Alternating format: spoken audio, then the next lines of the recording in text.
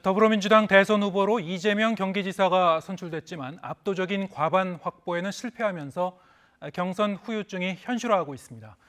이낙연 캠프 측이 무효표에 대한 유권 해석을 요청하면서 사실상 경선 불복을 선언한 가운데 국민의힘은 대장동 개발 의혹에 민심도 변하고 있다면서 이재명 후보에 대한 공세를 강화하고 있습니다. 요동치는 대선 전국 박창환 장한대 교수 그리고 이종훈 정치평론가 두 분 모시고 말씀 나누겠습니다. 자, 어서 오십시오. 네, 이재명 지사 이제 민주당 대선 후보로 이제 확정을 지었는데 첫날 공식 일정이 이제 이 서울 현충원이 아니라 대전 현충원을 방문하는 것이었어요. 통상 이런 경우에는 이제 서울 현충원을 좀 많이 가는 경우가 많은데 대전 현충원으로 결정한 뭐 어떤 특별한 배경이나 이유가 있을까요? 어떻게 보십니까? 글쎄요, 좀 민주당 대선 후보가 현충원을 뭐 방문하는 거, 뭐 가장 뭐 그 공식 첫 행사로 많이들 했어요. 그런데 이제까지 단 한 번도 서울 현충원이 아닌 대전 현충원을 간 적이 없는데 이재명 후보가 대전을 찾았다. 뭔가 여기다가 이제 의미를 부여할 수밖에 없죠. 일단은 뭐 이번 대선이 사실 그 민주당에게는 굉장히 어려운 선거다. 그리고 캐스팅 보드를 친 이 충청의 어떤 민심 이런 부분들이 반영되지 않았겠느냐 이렇게 봐야 될 것 같아요. 뭐 일각에서는 서울 현충원을 찾을 경우에 이승만, 박정희 전 대통령 그 참배 문제 이게 이제 항상 논란을 일으키니까 그걸 피하기 위해서 뭐 대전을 갔다 이렇게 얘기하시는 경우도 있는데 뭐 그런 것도 있겠지만 뭐 그런 어떤 방어적인 논리보다는 이번 특히나 이제 상대 측 후보로 지금 거론되는 주요 후보 가운데 한 명이 윤석열 후보가 또 충청권에서 높은 지지율을 보이고 있지 않습니까? 그렇게 본다면 지역균형 발전 그리고 충청 민심 잡기 이런 어떤 일환으로 대전 현충원을 찾은 게 아니겠느냐 이렇게 보는 게 맞는 것 같습니다. 네, 이른바 이제 중원이라고도 하는 충청 지역 공약을 염두에 둔 것이었다. 뭐 이렇게 이제 해석을 하셨고요. 자, 이렇게 이제 대선 후보로서 일정은 시작했지만 이재명 후보가 발걸음이 이렇게 가볍지만은 않을 것 같아요. 지금 어제 이제 최종 경선 결과에서 가까스로 이제 과반을 넘기면서 본선으로 이제 바로 이제 후보로 확정이 된 거죠. 하지만 이제 이 어제 결과를 보면 3차 선거인단 개표 결과를 보면은 상당히 좀 예상 밖이었습니다. 자, 이 부분에 대해서는 많은 이제 여론조사 전문가나 이 정치 이 흐름을 계속 좀 분석하고 계신 분들도 상당히 좀 예상 밖이었다 이런 그 분석 결과가 좀 나오고 있는데요. 이재명 후보가 3차 선거인단 개표 결과입니다. 이재명 후보가 28.3% 그리고 이낙연 후보가 62.37%가 나왔어요. 그동안 광주와 전남 지역을 제외하면 이재명 후보가 계속 아주 선두를 질주해 왔는데 어제 결과를 보면 이낙연 후보가 이 제3차 국민선거인단 결과에서 이겼을 뿐만 아니라 이 두 후보 간의 격차가 상당히 좀 많이 나왔단 말이죠. 자, 이것을 어떻게 해석해야 될지 여러 가지 좀 해석이 분분한 것 같습니다. 어떻게 보십니까? 그러니까 진보 지지층 내에 그 여론이 지금 요동치고 있다. 네. 그걸 좀 상징적으로 보여준 사건이 아닌가 이렇게 생각을 하고요. 그러니까 뭐 사실은 전체적인 뭐 기류 전반적인 흐름 자체는 조금 전에 말씀해 주셨다시피 이재명 후보가 과반 이상 뭐 무난하게 달성해서 이기는 것으로 이렇게 지금 나왔는데 아슬아슬하게 과반으로 통과를 했을 뿐만 아니라 조금 전에 말씀하셨듯이 3차 국민선거인단에서는 뭐 굉장히 어떻게 보면 대패하는 그런 결과가 나왔는데 1, 2차 국민경선인단 그 결과하고도 상당히 상반된다는 거죠. 그러면 그 하루 이틀 사이에 그럼 무슨 일이 있었겠는가? 그 사이에 하는 건데 그건 결국은 뭐 대장동 의혹 말고는 뭐 달리 설명할 길이 없다. 근데 제가 보기에는 시점상 대장동 의혹 관련해서 최근에 지금 가장 논란을 많이 유발하고 있는 게 그 녹취록이잖아요. 네. 녹취록 발언 내용이 상당히 좀 신빙성이 있다라고 좀 생각하는 그런 진보 지지층이 좀 늘어난 거 아닌가. 그러니까 이대로 갔을 경우에 본선에 가서 굉장히 좀 위험할 수도 있다. 그런 위기감이 급속도로 확산된 그런 결과가 아니었나 이렇게 생각을 합니다. 네, 이 지금 3차 선거인단에는 그 구성이 물론 이제 이 당심도 있지만은 민심, 일반 민심도 이제 섞여 있을 거고요.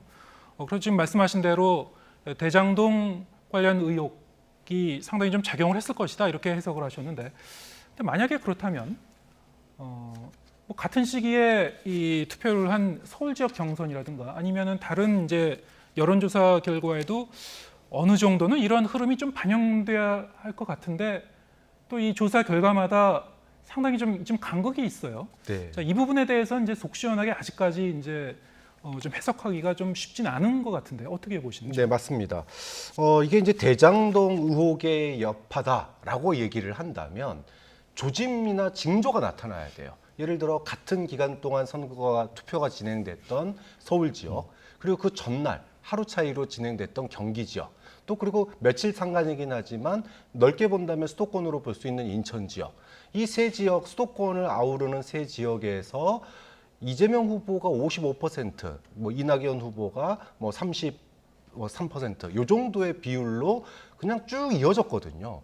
그런데 같은 선거인데 모집 단위가 다른 3차 선거인단만, 그것도 사실은 지난 2차 선거인단하고 그 사이의 변수가 뭐 녹취록 공개라고 얘기를 했지만 지금 녹취록 공개가 지금 새롭게 된 게 아니에요. 사실은 주요 내용들은 이미 오래전부터 알려져 왔고 언론에 굉장히 보도가 많이 됐던 내용입니다. 자, 그렇기 때문에 며칠 상간으로 새로운 내용이 폭로되거나 새로운 사실이 밝혀진 게 그다지 많지 않았고, 그리고 같은 기간 동안에 서울 권리당원 투표에서도 이제까지 흐름과 변화가 없었는데, 그러면은 딱 3차 선거인단 그 결과만 놓고 이게 대장동 민심의 여파다라고 얘기하기에는 너무 앞뒤 맥락도 맞지 않는 이질적인 결과가 갑자기 하나 툭 튀어나왔단 말이에요. 자, 그렇기 때문에 이게 정말 대장동 의혹의 여파인 건지 여기에 대해서 의문점을 갖는 분들은 그럼 이제 두 가지 해석이 남는 겁니다. 하나 더는 이재명 후보 측의 조직이 총동원돼서 정말로 지지층 결집에 힘을 썼다. 근데 또 이렇게 해석하기에도 그럴 조직력이 있으면은 지난 2차나 과거에는 그럼 왜 전남에서는 그거밖에 못 얻었냐? 또 이런 이제 물음이 던지는 거고요. 근데 남는 것은 그러면은 이제 역선택밖에 없는 거예요. 그런데 이 역선택이라는 게 사실은 거의 11만 명 정도가 추가적으로 이재명을 막기 위해서 그 선거인단에 신청했다라고 하는 그 결론밖에 안 나오는데, 11만 명을 동원해서 이재명을 떨어뜨리기 위해서 집단적으로 3차 선거인단을 신청할 수 있는 그런 조직이 과연 있을까? 여기서 또 물음표가 담겨요. 좀 그런 점에서 너무나 이질적으로 동일 기간에 벌어진 선거 결과가 다르게 나오다 보니까 이거를 순수하게 대장동 민심으로만 볼 수 있느냐라고 하는 물음표가 남을 수밖에 없는 겁니다. 물론 후보가 이 후보가 민심에 따가운 회초리로 받아들이겠다라고 얘기했으니까 뭐 더 이상 뭐 논란의 여지는 없을 것 같아요. 후보 스스로가 뭐 따가운 민심의 회초리라고 받아들였으니까 일단은 뭐 지금으로서는 그렇게 해석할 수밖에 없을 것 같고, 결론은 하나인 것 같습니다. 이재명 후보가 압도적인 승리를 하지 못했다라고 하는 거는 결국은 이재명 후보의 확장성의 한계가 드러났다. 벽이 드러났다. 근데 그 벽의 주요 내용은 아무리 따져봐도 지금으로서는 뭐 대장동 의혹밖에 없진 않을까, 이렇게 본다면 이재명 후보의 한계성이 좀 드러났고 이것을 뛰어넘어야 한다라고 하는 커다란 숙제가 남게 됐다. 뭐 이 점은 결과적으로는 뭐 그렇게 해석할 수밖에 없을 것 같습니다. 네, 지금 말씀하신 대로 굳이 다른 변수를 이제 짓는다면 이낙연 이 후보 측의 이제 캠프에서 상당히 이제 조직력을 동원해서 세를 결집했다는 설명. 하지만 그걸로도 이제 다 설명이 안 된다. 역시 이제 역선택 그 변수도 그것만으로는 또 이제 다 설명이 안 되는 부분이 있고요. 뭐 이유가 어쨌든 이 사실 이제 여론의 흐름을 본다는 것이 상당히 좀 과학적인 방법으로 조사를 한다고 하더라도 이제 그 순간에 이제 일종의 여론의 스냅샷 같은 거 아니겠습니까? 그게 그만큼 사실 참 어려운 건데요. 계속 이제 변하는 이 여론 이 심리를 이렇게 포착한다는 것이 지금 어쨌든 저희가 지금 이렇게 받아보고 있는 여러 가지 조사 결과, 투표 결과에 상당히 그 결과 사이에 이제 간극이 있기 때문에 네. 때문에 이와 어쨌든 간에 이러한 그 결과가 나왔을 때는 그것이 이제 대장동 의혹을 비롯한 이런 그 이 전국을 뒤흔들고 있는 중요 이 사건과 무관치 않을 것이다. 그리고 이재명 후보 입장에서는 이것을 뭐 일단 겸허히 받아들일 수밖에 없는 그런 그 상황은 틀림없군요. 네, 그렇죠. 그러니까 어떻게 보면 이제 뭐 그야말로 신호가 들어온 겁니다. 네. 그러니까 사실 그렇게 심각하게 좀 봐야 될 문제다 이렇게 저는 생각을 해요. 그러니까 이게 일반 여론조사 결과가 아니지 않습니까? 네. 그러니까 국민선거인단이라고 하지만 사실은 진보 지지층 그 중에서도 아주 핵심 진보 지지층들이 주로 이렇게 적극적으로 이렇게 참여를 하는 거란 말이에요. 자 그렇게 봤을 때 그들 내부에서 하여튼 뭔가 좀 이상 조짐이 나타난 거는 확실히 지표로 확인이 된다는 거죠. 네. 그러니까 일반 뭐 국민 여론조사 같으면 뭐 오차도 크고 하니까 뭐 표본 오차 차이 때문에 뭐 그렇게 됐다라고 설명이 가능하지만 이 경우에는 뭐 그런 거로도 설명이 안 된다는 거예요. 그렇게 본다면 그러니까 지금 그들 내부에서 진보 지지층 내부에서 뭔가 하여튼 요동치는 뭔가가 분명히 이제 좀 존재하는 거고 그 방향성은 역시 그 이재명 후보에 대한 불안감이 생각보다는 빠르게 지금 유포되고 있는 거 아닌가. 그렇지 않고는 이건 달리 설명할 길이 지금 없다라고 생각을 해요. 그러니까 그 사이에 뭐 이재명 후보와 관련해서 새로운 의혹이 뭐 대장동 의혹 말고 네. 뭐 추가로 불거진 게 있나요? 없단 말이죠. 기존에 불거진 여러 가지 의혹 관련해서 뭐 스모킹 건이 나왔나요? 그것도 아니란 말이에요. 그러니까 오로지 지금 최근에 진행되고 있는 것은 대장동 의혹과 관련해서 뭐 유동규 전 본부장이 하여튼 그 영장 구속 당한 그런 상황이 있었고 그리고 녹취록이 공개됐고 뭐 그런 거 말고는 없었다는 거죠. 그렇게 본다면 역시 그것이 지금 그 영향을 많이 미치고 있고 그게 제가 다시 한번 이게 심각하게 받아들여야 된다는 이유는 그러니까 일반 국민 사이에서 그런 게 아니고 지지층 내에서 지금 그런 일이 지금 벌어지고 있다라고 하는 것. 그 점에서 사실은 그 이재명 후보가 후보로 당선이 되긴 했습니다만 향후에 본선을 치르는 과정에서 어떻게 보면 큰 숙제 하나를 안게 됐다. 그러니까 대외적으로 싸우는 문제가 아니고 대내에 지금 여론을 어떻게 지금 특히 그 의구심을 갖는 그 의구심 부분을 어떻게 해소할 것인가. 이게 지금 과제가 된 상황이 아닌가 이렇게 생각합니다. 네. 이런 결과가 나오니까 이낙연 캠프에서는 경선 결과에 대해서 이의를 제기하면서 결선 투표를 요구하고 있습니다. 이낙연 캠프 측 주장 그리고 이에 대한 송영길 대표, 이재명 지사 반응까지 듣고 오겠습니다. 특별 당규에 대한 지도부 판단에 착오가 있습니다. 선관위원장이 개표 결과를 공표한 순간 유효 투표로 확정되는 것이어서 후보자가 사퇴했다고 소급해서 무효화할 수는 없습니다. 여러 이의 제기된 것들은 선관위나 당의 기구 공식 절차를 통해서 처리될 것입니다. 저희 민주당은 공식적으로 이재명 후보를 민주당의 20대 대통령 선거 후보자로 선포했고 상식과 원칙 그리고 당헌 당규에 따라서 우리 당에서 잘 처리하실 것으로 믿습니다. 다 우리 국민과 당원들께서 길을 제시해 주실 겁니다. 네, 지금 이낙연 전 대표 측에서 이의를 제기했는데 송영길 대표 입장에서는 좀 선을 그은 거죠. 네. 네, 이미 이재명 지사를 민주당의 대선 후보로 선포를 한 상태다. 자, 근데 이 이낙연 전 대표 측에서는 지금 그 이른바 이제 당의 무효표 처리 방식에 문제가 있었다. 이제 계산 방식을 다시 이제 바로잡아야 된다 이런 건데 좀 정리를 해볼까요? 네. 지금 이제 민주당은 경선을 할 때는 특별 당규에 따라서 경선을 진행을 하고 있습니다. 네. 이 특별 당규에 보면은 후보가 사퇴할 경우에 무효표 처리를 한다 이렇게 돼 있어요. 그럼 이제 무효표 처리를 하는데 그러면 이제까지 받은 표, 그러니까 사퇴하기 전에 받은 표는 어떻게 할 거냐? 여기에 대해서 정세균 후보가 처음으로 이제 사퇴를 하니까 네. 여기에 대해서 이제 무효표 처리를 했고 이 무효표 처리에 대해서 당시에 이낙연 후보 측에서 이제 반발을 했었습니다. 근데 당 선관위에서 유권 해석을 내렸어요. 그러니까 뭐 아예 분모에서 뺀다. 무효표라고 하는 거는 분모에서 빼는 걸 의미하기 때문에 단어가 명확하기 때문에 이거는 뭐 해석의 문제가 아니다. 이렇게 딱 못을 박았습니다. 그런데 이제 이낙연 후보 측이 이거를 가지고 이제 상식의 측면으로 접근을 했어요. 자, 그러면 만약에 다른 후보들이 다 빠지면 결국은 50%를 무조건 넘는 거 아니냐.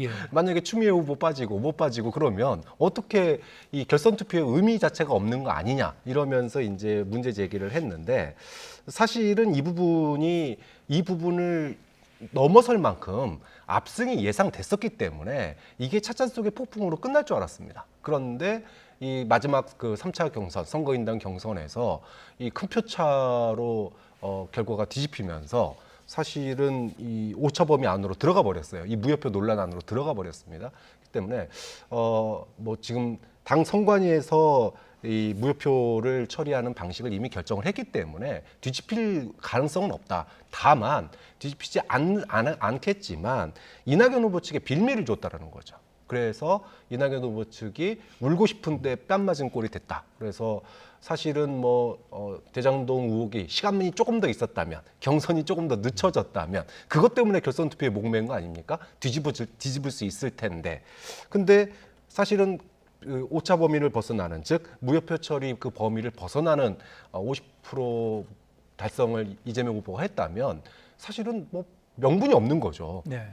불복을 할 명분이 없는데 딱 계산을 하니까 49점 몇 프로가 나온단 말이에요. 48%까지 나오니까 자, 이렇게 명분을 주게 돼 버렸습니다. 자, 그런 측면에서 사실은 이낙연 후보 측도 이것이 약간은 조금 억지다 이런 부분들이 분명히 있지만 그럼에도 불구하고 지금 상황에서는 할 수 있는 게 이거밖에 없으니까 뭐 아예 우리는 이런 후보를 인정 못한다라고 불복을 하게 될 경우에는 민주당 내에서의 향후의 정치의 입지가 아예 없어져 버리는 거니까 좋은 명분을 받았다 이렇게 볼 수 있는 건데 그럼에도 불구하고 당 내에서 이낙연 후보를 바라보는 시각은 굉장히 불편할 수밖에 없다.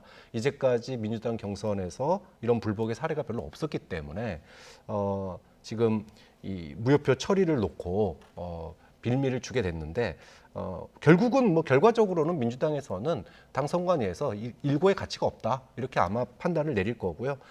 당무위에 가서도 당무위에서도 이것을 가지고 표결하거나 이러지는 않을 거고 당 최고위원회에다가 아마 지도부에다가 전결을 넘길 거고 지도부는 이걸로 경선 끝 이렇게 아마 선언할 가능성이 현재로서는 매우 높다고 봅니다. 네, 지금 말씀하신 대로 이 무효표 부분을 좀 달리 해석해서 이 소급 적용할 가능성은 상당히 좀 희박하다. 뭐 이런 게 이제 지배적인 그 전망 같긴 한데, 자 이렇게 되면은 과연 그럴 때 이낙연 전 대표 측에서 이것을 흔쾌히 수용을 하고 이른바 이제 원팀으로 갈 수 있을 것인가? 좀 어떤 입장을 취할 것인가? 이 부분이 여전히 좀 물음표죠. 어떻게 보십니까? 네. 그러니까 이낙연 후보도 이 지금 무효표 관련해서 이의 제기한 부분을 당 지도부가 수용할 거다라고 생각을 안 할 겁니다. 네. 그런데 왜 이거 문제 제기를 하냐 하면 재경선이 있을 수 있는 상황을 염두에 두는 거죠. 그러니까 뭐 어찌 됐건 뭐 지금 이재명 후보가 경선을 통과하긴 했습니다만 지금 검찰 수사 결과에 따라서 어떻게 될지 모르거든요, 사실. 예. 그래서 혹시 이제 후보가 중도 탈락하는 그런 경우가 발생했을 때 재경선을 이제 해야 될 수도 있는 겁니다. 짧은 시간 동안에. 이제 그런 경우를 좀 대비한 거라고 저는 봐요. 그래서 이거를 본격적인 불복이다. 이렇게 보기는 좀 어려울 것 같고요. 크게 원팀으로 가는 거에 대해서 아마 뭐 이낙연 후보도 계속 따라는 갈 겁니다. 따라는 가지만 사실은 이제 다른 한편, 마음 한편에서는 다른 카드 하나를 좀 쥐고 있겠다. 이제 그런 의미가 굉장히 강하다. 좀 그렇게 생각을 합니다. 네. 지금 말씀하신 대로 이제 이 대장동 개발 의혹이라는 참 큰 변수가 아직 남아 있습니다. 여기에 대해서 이제 검찰이나 이제 공수처 수사가 어떤 방향으로 좀 계속 전개될 것이냐, 만에 하나 이 후보를 향하는 경우도 있지 않을까, 뭐 이런 상황도 배제할 수는 없겠죠. 자, 여기에 대해서 이제 이재명 후보 측이 좀 어떻게 대응할지 이것도 이제 좀 지켜봐야 될 것 같은데, 이제 특히 지금 그 애시당초 좀 알려진 바로는 경기도 국정감사가 이제 다음 주로 예정돼 있는데. 이재명 지사가 그때까지 지사직을 유지하면서 국감에서 또 나와서 이제 대장동 의혹에 대해서 발언할 것이라는 게 이제 많은 그 전망이었는데 지금 알려진 바로는 그 전에 지사직을 사퇴할 것이다 이런 소식이 나오고 있어요. 예. 네. 어떻게 해석할 수 있습니까? 지금 상황이 좀 급변을 하고 있습니다. 네. 압승으로 이기고 그리고 본선 진출하는 그 여세를 몰아서 경기도 국감을 정면 돌파한다. 국민들 앞에서 설득을 하고 토론을 한다. 이게 원래 이재명 후보의 이제 전략이었는데 지금 당내 경선의 결과에 사실상 불복하는 움직임이 있는 상태고 그러다 보니까 이제 전략의 변화가 필요하게 된 거예요. 무엇보다도 일단은 민주당 후보로 확정된 것을 갖다가 불가역적으로 만들 필요가 있습니다. 그러다 보니까 송영길 대표 측에서 소위 말하면 출구 전략을 마련해 줬어요. 지금 사실 예비 후보로 등록도 안 돼 있거든요. 민주당 경선을 통해서 후보로 확정이 됐는데 경기도지사직을 수행하고 있다 보니까 아예 후보도 등록을 못한 상태예요. 자, 이렇게 되면 이후에 계속해서 다른 후보 측이나 이낙연 후보 측에서 뭐 재경선이나 또는 뭐 결선 투표 이런 주장을 하게 될 경우에 이재명 후보는 아직 후보로 등록도 안 된 상태가 돼버리면 이게 뭐라 그럴까요?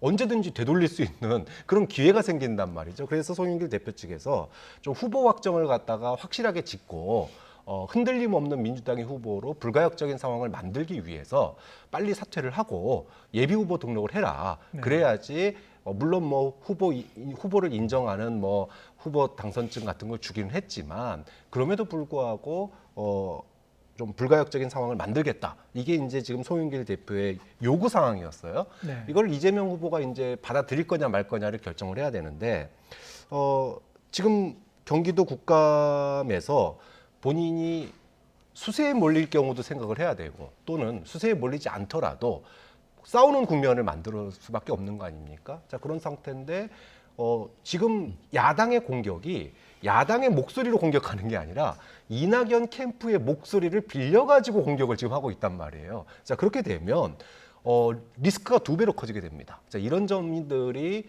이재명 후보가 그동안 공언했던 경기도 국감을 정면 돌파하겠다라고 하는 전략이 이번 3차 선거인단의 패배로 인해서 좀 많이 전략이 좀 수정되게 됐고 좀 여러 가지 면들에서 보면은 이번 주 안에 사퇴할 가능성이 현재로서는 굉장히 높아 보인다. 이렇게 지금 민주당 내 목소리가 이렇게 나오고 있거든요. 네. 이렇게 보면 이 전략이 이렇게 나간다면 야당에서나 언론에서는 대장동 의혹을 회피한다, 도망간다. 이런 이제 비난이 나올 거예요.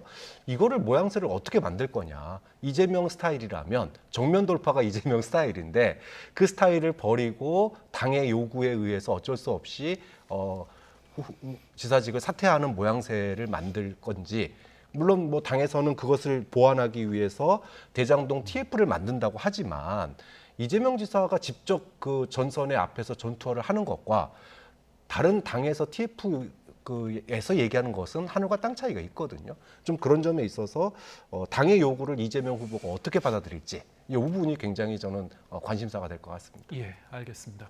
자, 이렇게 이제 민주당 대선 후보가 정해지니까 국민의힘 주자들이 입을 모아서 자신만이 이재명 후보를 이길 수 있다며 이 후보에 향한 공세 수위를 높였습니다. 잠시 들어보시겠습니다. 국민들이 거기에 대해서 이게 정상적인 국가냐 이런 생각 갖지 않겠습니까? 이재명 후보를 실력과 강단 배짱으로 제압할 수 있는 유일한 사람입니다. 이재명을 확실하게 이길 사람, 저 유승민밖에 없습니다. 이재명을 잡고 정권 교체를 할 적임자 원희룡에게 여러분 힘을 실어주시기 바랍니다. 네, 이렇게 지금 국민의힘 대선 주자들은 이재명 후보가 나오면 오히려 고맙다. 뭐 이렇게 지금 목소리를 높이고 있는데요. 지금 그 다음 달 초에 이제 결정될 국민의힘의 이제 이 대선 후보를 결정하는 그 과정은 지금 2차 컷오프까지 이제 왔습니다만 3차 컷오프에 가면은 이 결정 방식이 경선 과정이 조금 달라지죠. 일단 구성 비율이 좀 달라지지 않습니까? 자, 이런 부분이 좀 그 상당히 변수가 될 수 있을 것 같은데요. 당원과 이제 일반 국민의 구성 비율이 이제 절반이 된 것이죠. 자, 이것이 어느 후보에게 좀 더 유리한 방향으로 전개되는 변수가 될지, 자, 이게 이제 상당히 좀 관심사인 것 같습니다. 어떻게 분석하고 계신지요? 예, 그러니까 뭐 이제 국민 여론이 조금 더 뭐 많이 반영이 이제 그러니까 당심이 이제 좀 많이 반영이 되는 그런 방향으로 이제 가게 되면 결과가 좀 달라질 수 있다, 이렇게 이제 보는 건데요.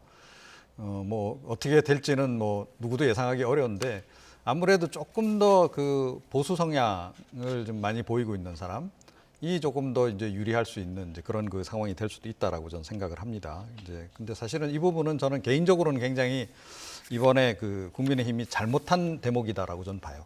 100% 지난번 이제 서울시장 경선 때도 그랬고 부산시장 경선 때도 그랬는데 100% 여론조사로 갔어야 된다. 그러니까 네. 역선택의 우려에도 불구하고 중도층을 잡으려면 그런 모험을 좀 리스크를 걸었어야 된다고 생각하는데 그때 못 걸었어요. 그래서 결국은 이제 이렇게 된 건데 그렇게 본다면 지금 뭐 지금 여당 지지층 내에서 1, 2등을 하고 있는 사람들이 조금 더 지금보다도 오히려 더 유리해지는 이제 그런 그 상황으로 이제 갈 거다 이렇게 이제 봅니다.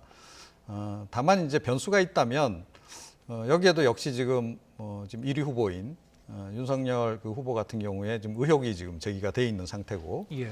고발 사주 관련해서 수사가 생각보다 굉장히 빠르게 지금 진행되고 있기 때문에 그 수사 결과가 영향을 어떻게 미칠지 모른다. 그래서 사실은 이번에 이제 이재명 후보가 막판에 굉장히 의외의 성적표를 국민선거인단으로부터 받게 된 거와 마찬가지 상황이 벌어질 수도 있다라고 저는 보고요. 그런 방향에서 이제 나머지 후보들이 어떻게 이제 1, 2위 후보를 잘 공략하느냐도 굉장히 중요한 포인트가 될 거다. 그런데 제 생각은 만약에 이번에 보수 정당, 그러니까 국민의힘 지지층들이 보수 정권 재창출을 원한다면 역시 외연 확장성을 봐야 된다라고 저는 봐요. 그러니까 이번에 그 민주당 경선을 보게 되면 외연 확장성 부분을 별로 고려를 안 했거든요.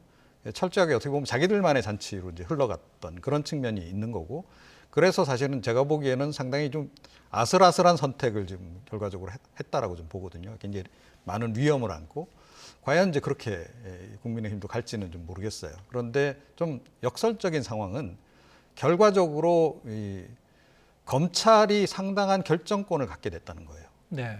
예, 그러니까 지금 대장동 의혹 수사 권한도 가지고 있죠. 동시에 고발 사주 관련한 수사 권한도 지금 검찰이 주로 가지고 있는데 검찰이 어떤 결론을 내리느냐에 따라서 이 본선에서 이 후보자들의 운명이 결정될 가능성이 굉장히 높아졌다. 그래서는 아니 되는데 만약에 검찰이 여전히 변하지 않고 있고 정치 검찰이다라고 전제하면 이게 사실은 그 국민의 일반적인 여론하고 상당히 다른 좀 조작된 여론을 좀 유발할 수도 있는 그런 여지도 없잖아 있다. 개인적으로는 그 부분도 상당히 좀 약간 우려를 갖고 지금 지켜보고 있습니다. 네. 지금 뭐 결국에는 불확실성은 좀 더 커지더라도 끝까지 윤석열 후보와 홍준표 두 후보 간의 이제 접전이 예상되는 것이고요. 지금 뭐 고발 그 사주 의혹을 비롯한 이제 검찰 수사가 큰 관건이 될 것이다 이렇게 좀 해석을 해주셨는데, 자 어떤 점이 큰 변수가 될 걸로 보시나요? 네, 뭐 저도 마찬가지입니다. 사실 당원 구성 비율이 50%냐 아니냐 뭐 시작할 때 룰 가지고 그 이해 득실 이걸 가지고 굉장히 싸웠었죠. 그런데 네. 지금 돌이켜 보면 그게 다 의미가 없는 게 돼버렸던 게, 물론 뭐 아주 의미가 없다는 건 아니지만 그보다 더 중요한 게 이번 대선은 고발 사주와 그다음에 대장동 의혹에 어떤 증거, 즉 검찰의 수사 방향, 공수처와 검찰의 수사 방향과 속도, 그리고 이것이 어떤 증거물을 내놓느냐에 따라서 여론이 언제든 출렁일 수 있다. 이거를 단적으로 보여준다고 생각해요. 지금 참여 경선을 하고 있는, 국민 참여 경선을 하고 있는 민주당에서조차 이 3차 경선 이제까지 14번 중에 12번을 이겼는데 마지막에 한 번 졌다는 거 하나로 지금 민주당 대선 후보의 뭐 정통성과 뭐 그다음에 의미가 지금 확 깎여버리는 상황이잖아요. 그러면 이게 국민의힘에서는 안 일어나리라고 하는 보장이 없는 거예요. 진짜로 검찰발 또는 언론발 뭐 새로운 증거, 이슈 이런 것들이 하나 던져지면 여론이 굉장히 출렁일 수 있다라고 하는 거를 그럴 가능성이 굉장히 높기 때문에 이번 대선에서의 최대 변수는 뭐 경선 룰이라기보다는 사실은 이 고발 사주와 대장동에 어떤 증거가 튀어나오느냐가 이번 대선의 가장 큰 변수가 될 수밖에 없다 이렇게 봐야 되겠죠. 예, 알겠습니다. 오늘은 여기까지 듣겠습니다. 박창환 장한대 교수, 이종훈 정치평론가 두 분과 함께했습니다. 고맙습니다.